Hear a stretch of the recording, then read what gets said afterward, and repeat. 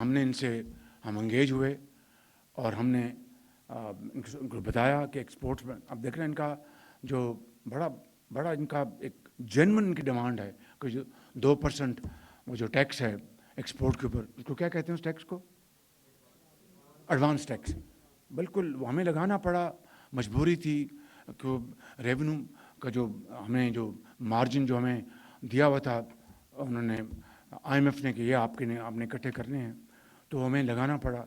मेरे बस चले तो आज उसको ख़त्म कर दूं, हम उसको IMF के साथ उठाएंगे, लेकिन इस वक्त आपको हम ये मज़ीद रिलीफ दे रहे हैं 7.5% से, अब ये 4.5% पे आपको इंशाल्लाह ये रिफाइनेंस अवेलेबल होगा।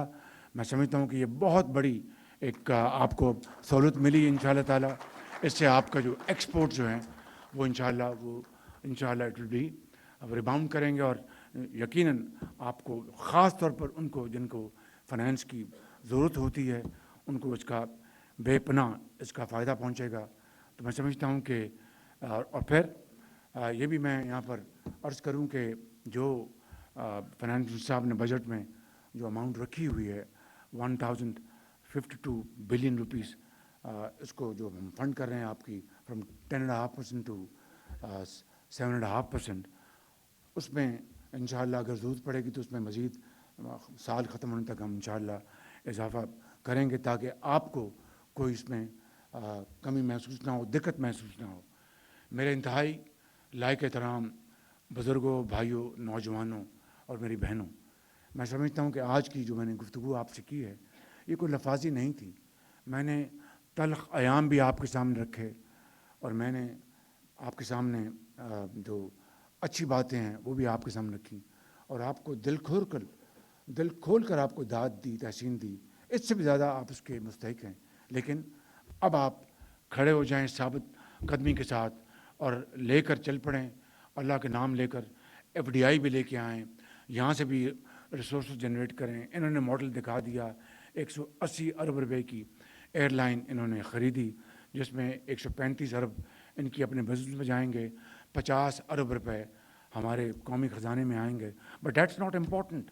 ठीक है, we need funds, but more important is service to Pakistani passengers. मुझे इसमें कोई शक नहीं कि अगर सालों में नहीं महीनों में इंशाअल्लाह ये PI की काया पलट देंगे और PI फिर वही होगा, great people to fly with. यही स्लोगन्स बार्सिलोना में और पेरिस में और न्यूयॉर्क में लगे होंगे और पाकिस्तान की इज़्ज़त और तौक़ीर में बहुत इजाफ़ा होगा। जो डूम सेयर्स हैं, जो नए सेयर्स जो हैं, मैं उनकी खिदमत में सिर्फ ये अर्ज़ करूँगा कि उनकी तो उस वक्त नींदें हराम हो गईं जब IMF के साथ पेरिस में 2023 में मेरी उनके साथ जब बात शुरू हुई तो उनकी तो नींदें हराम हो गई कि जब पाकिस्तान डिफ़ॉल्ट कर रहा था, हमने दिन रात जाके मन्नतें मांगी और न्याज दिए और देगे बांटी कि पाकिस्तान डिफ़ॉल्ट कर जाए।